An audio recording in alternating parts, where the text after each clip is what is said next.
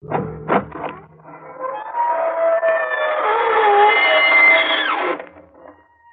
evening, friends. This is your host to welcome you through the creaking door into the Inner Sanctum. Slither in, won't you? Sorry the place is such a mess. I'll sweep it up later. Those are just chips off the old block. Been doing my bone work. Oh, didn't I tell you? Sure, I'm going back to Skull this term. All cozy now. Ready to string along with us for a while. Good. After all, this is a newspaper story. If you feel a little cold as we go on, it's only because we have a story to tell you.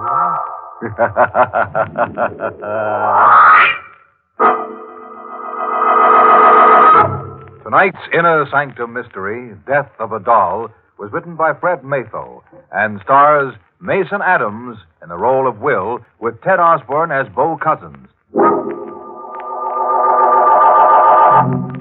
This is the story of Willie Harper and the devil, and how Willie, on his first assignment for the Morning Blade, finds himself at 2 in the morning, sweating nervously in the murky shadows of a riverfront street. Willie has a gun in his pocket and a doll that belongs to a dead girl tucked under his arm. A block away, leaning against the one streetlight, impassive, grotesque, ape-like, is the devil, waiting for Willie. I keep saying this is 1948. And I keep saying this is Manhattan. And I keep saying whether you believe in the devil or not, you don't meet him till you're dead. But believe me, that's the devil over there under that lamp. At 3 o'clock, he's coming for me. Sure, you've got a right to think I'm crazy, standing around waiting to be killed with a doll under my arm. This all started 10 days ago around 5 in the afternoon at the city morgue. McGrundy, the night editor, sent me there on my first assignment. The morgue, he says, is a good place to start for stories. Looks like you might be in luck, son. How's that? Come along with me. What's your name? Will Harper. All right, Willie. Come down to the coolers with me. Yes, I'm very wrong. I've got a story in there for you. The girl in locker number 7. She's been here 4 days. Tomorrow we close the case on her. What does that mean, Mr. Jackson? Means, in spite of everything the police have been able to do, we can't find out her name, where she lived, or anyone who knew her. How was she found? Tugboat crew fished her up the river. Tomorrow, she goes to the city burial grounds in a plain box marked Jane Doe.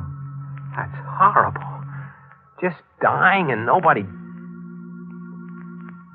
Do you think she was murdered? There's not a mark on her. Police say she wasn't. But I want you to look at her face and tell me what you think. This is Jane Doe of number 7, son. Jane, this is Willie Harper. I want you to see her face, Willie. Tell me what you see in it. A strange emotion shook me. She didn't seem dead to me. Her skin was perfect ivory. Her hair was fine spun copper. Her lips twisted slightly. I blushed and turned away, catching myself imagining what those lips must have looked like with life's color in them.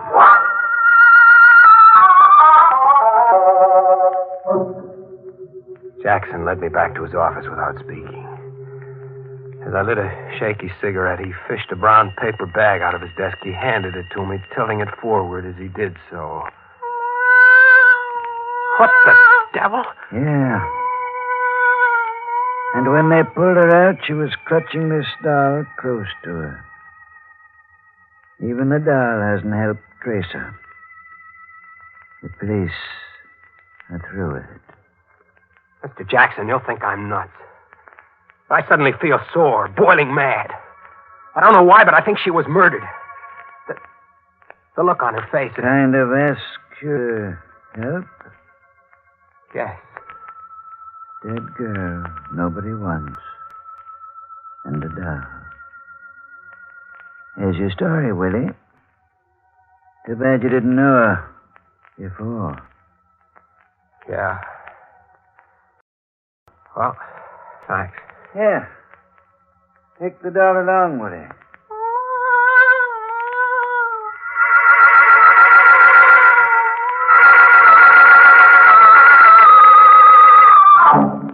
I beat it back to the paper, on fire to do a story about the dead girl and her doll. As I gave McGrundy my report, he stared at me. When I got through, he had a sort of twisted grin on his face, sort of know-it-all. He grunted and tilted the paper-wrapped doll forward. Think she was murdered, huh? Yes. The cops don't think so? No. They're closing her case tomorrow? Yeah. No clues, facts, or anything outside of this doll? None. All right, Hopper. I'll give you another day to find the nasty character who did this horrible thing. Cops have been wrong before. Go ahead. Thanks. I'll get a story. Here, take your dolly along. And keep falling with the dead ones, Hopper. You're better off.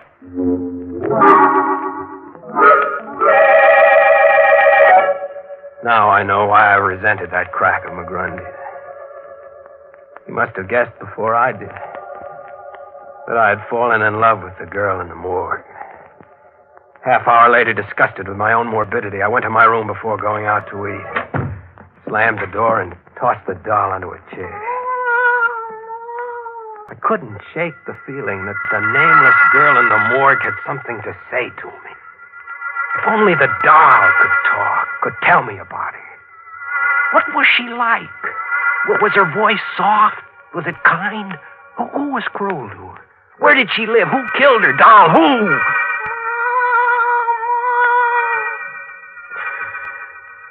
I grinned sheepishly at myself in the mirror.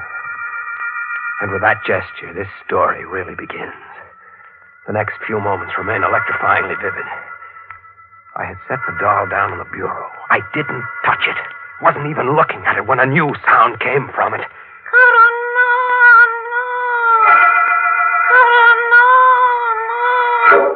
I stared at the crumpled, ridiculous little form, almost afraid to touch it again, but I did. I had to. I picked it up and tilted it limply. Karanana. That was what I had heard. A sound? A sound only? No. Somehow I thought it was more than a sound. A name? Maybe a name. Half because I didn't want to stay alone with the doll any longer, and half on a hunch. I stuffed the doll in its bag and went back to the paper. I went straight to the reference room, filed the doll under my arm. What are you looking for? I want to know if you've got anything in the files on someone named Karanana, spelled with a K or a C. Huh? It's funny, you seem amused. Don't tell me he's around again. If you've got a lead on Karanana, you've got some story. Oh, will you get me the clips on him? I'll get you Myers' Anthropology of Asia. He's in there. Anthropology? Why? Who is he? The devil. Karanana. Of course, an almost forgotten myth from Asia.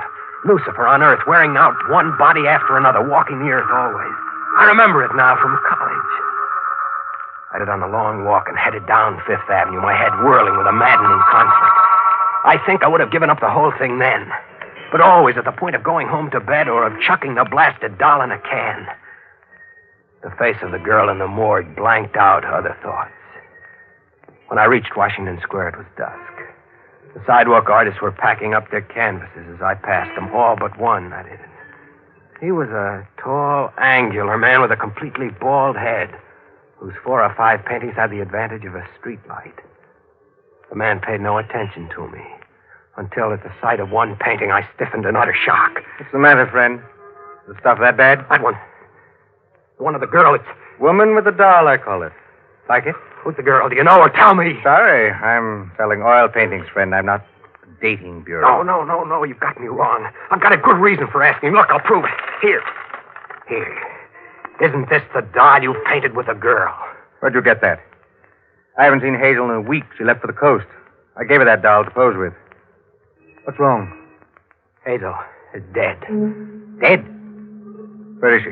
If I tell you, will you promise to say nothing for a while? I'm a reporter for the Blade. My name is Will Harper. I won't say anything unless I believe you had something to do with it. Where is she? I'll take you to her. She's at the city morgue.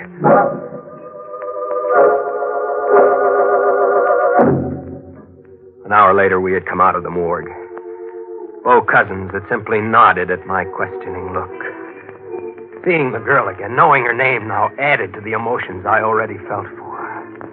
I had a sudden impulse. Handed the artist Hazel's doll. Are you giving me the doll? No, I want it back. But I want you to tilt it. Make it cross. What did that sound like to you? What did you hear? The doll said, Karanana. You heard it, too. Again, say that name again. What did you hear the doll say? I distinctly heard it say, Karanana. Then I'm not crazy. And do you know who Karanana is, Mr. Cousins? I'm afraid I do.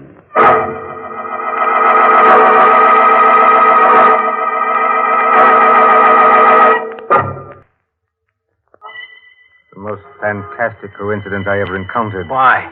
Do you know who Karanana is? The devil. Lucifer, Satan. Quite. I think we'd better go to my place and talk this out. Certainly, if what I think is true, no one will believe us. What do you think? That Hazel was murdered by Karanana.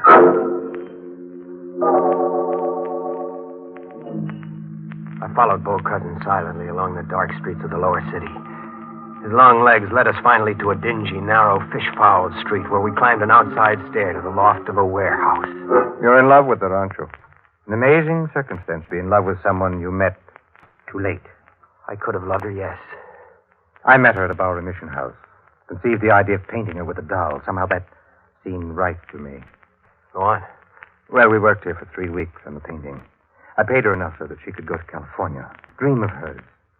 One night as we walked the streets nearby, Karanana appeared. Karanana? Yes, Karanana.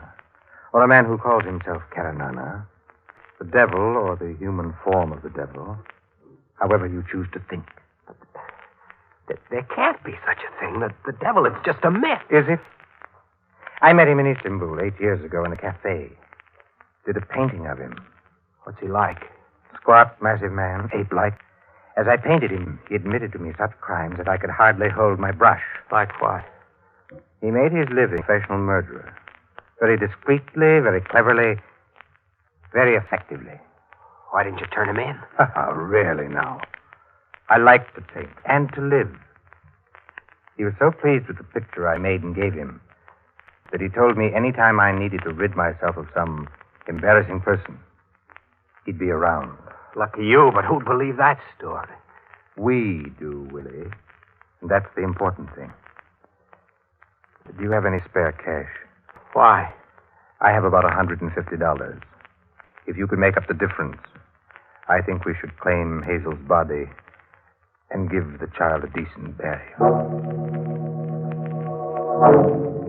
I fixed it up with Jackson at the morgue. And at 3 that afternoon, Bo Cousins and I, plus 2 gravediggers in Simeon Cemetery, were watching a bright new casket being lowered into a new grave. Man that is born of a woman hath but a short time to live, and is full of misery. He cometh up, and is cut down like a flower. He fleeth as it were a shadow, and never continueth in one stay. In the midst of life, we are in death. Thanks, Paul. I liked it too, Willie.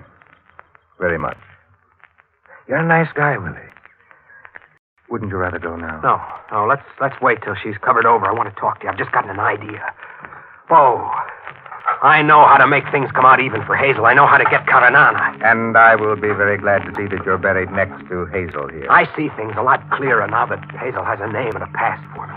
If there is a man named Caranana, as you say, I think he's human, and that's an even chance. Maybe Caranana isn't the one. Then I'll find out. Do you want to help? In any way short of being discreetly disposed of, yes. Swell. Caranana said he'd do a little job for you whenever you wanted him to, right? Yes. Then you get in touch with him and... Sorry, Willie. My merchant of death is unreachable. He shows up when he wants to. All right, I'll wait. But when he does, you've got a murder for him to do. I have? Who? Me.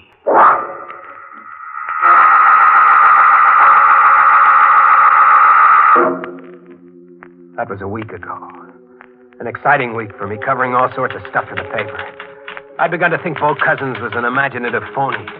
Even my editor, McGrundy, had stopped kidding me about Hazel's doll perched on my desk. Then this morning at 9:30, I got a call. Morning, Blade, Willie Harper. Greetings and farewell, Willie. This is Bo Cousins. Bo. What's up? The devil is in town, Willie. He wants to see you. Caranana? Yes, I saw him last night. He was delighted to help me get rid of you. I see. I told him you were a reporter who was planning a story about art which tore my work to pieces. What's the matter, Willie? Change your mind? No. Did he say where? He never lets his clients in on the details. But he did say I'd be rid of you by 3 o'clock tomorrow morning. Thanks, Bo. I'll be seeing you. Quite seriously, Willie. I hope so. Be careful. Remember, bullets don't work on some things. So long. By 3 this morning, he said. I didn't know where, exactly when, or even if I could get the drop on the devil and force the truth about Hazel out of him. I stuffed the doll into a bag and started out, but McGrundy caught me. Harper! Yeah? Woman shot through the back of the head. Blank solitaire, 147 Parkway North. Husband with her. Go on out on it and phone it in. Right. When I hit the lobby downstairs, an unaccountable chill got me in the small of the back. Something made me stop short and turn around. It was my first look at Caranana. He was leaning against a phone booth, a heavy-set, ill-shaped man whose arms sloped weirdly from his neck into a heavy stomach. He was eyeing me impassively. The game was on, I knew. I grabbed a cab to get my story just the same. I phoned the stuff in from the cigar store across the street. When I stepped out of the booth, Caranana had just bought some cigarettes. He turned to me as I froze, waiting. Some murder across the street, huh? Yeah? How'd you know? I get around. Murder a hobby of yours, mister? No. It's strictly a business. So long. That's the kind of thing that went on all day. McGrundy kept me on the hop, and no matter where I went, Caranana was there ahead of me. This afternoon, I got to my room long enough to pick up my Luger pistol and the license I've got to carry it. He was waiting for me when I came out. Better put it in your inside coat pocket. It shows on your hip. Be seeing you. It's 2:45 now. 15 minutes. And he hasn't moved from under that lamppost in 2 hours. I'm not waiting another minute.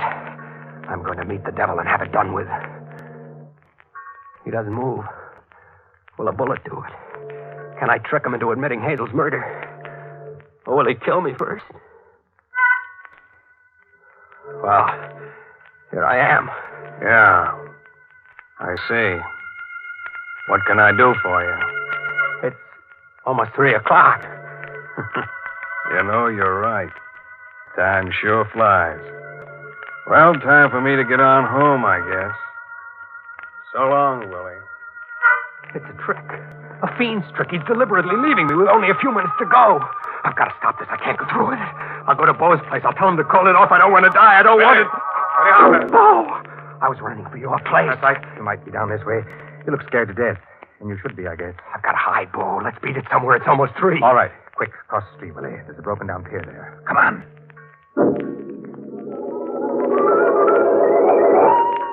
Pretty dark here, Willie.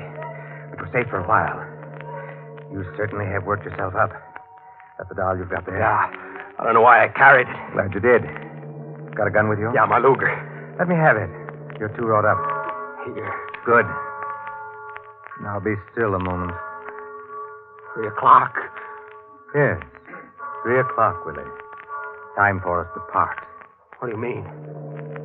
You are not a very astute person, are you, Willie? Why? Maybe Hazel's doll can tell you.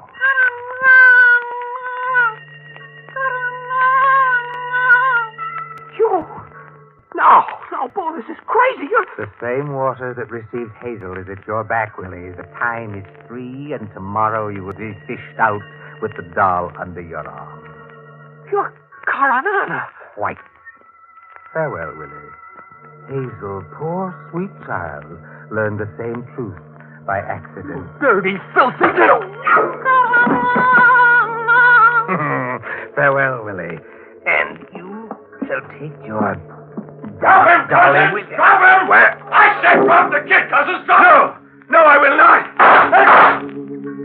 Eleanor never dies.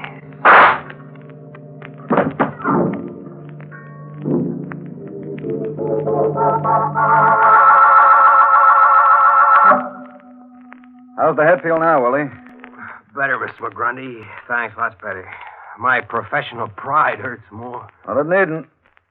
You followed through like an old timer on that story, didn't he, Shay? Yes, he'll do. How could I have taken you for the devil, Inspector Shea?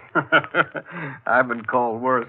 How did you know where I was going to be and all that? How come you were on hand at the end? Well, I cover the morgue, Willie.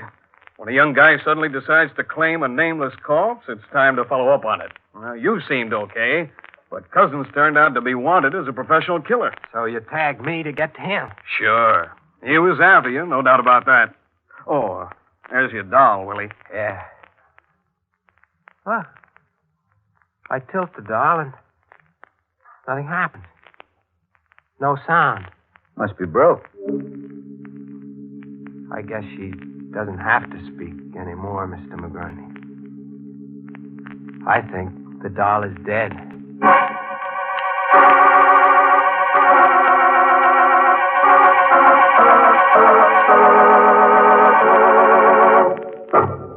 Hey. Want to buy a doll? I'll sell it to you, but there'll be the devil to pay. Take a tip from Willie Harper. There's no romance at the morgue. You'll find nothing there except cold, hard figures. Sorry I've got to skip along now, but I've got a date with Hazel's doll. She promised to help me in a grave situation. I've just got to dig up something for next week's show. I think if we work at it long enough, we'll turn something up. Don't you?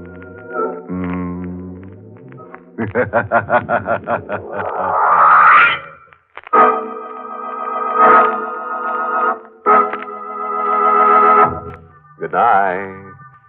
Pleasant dreams.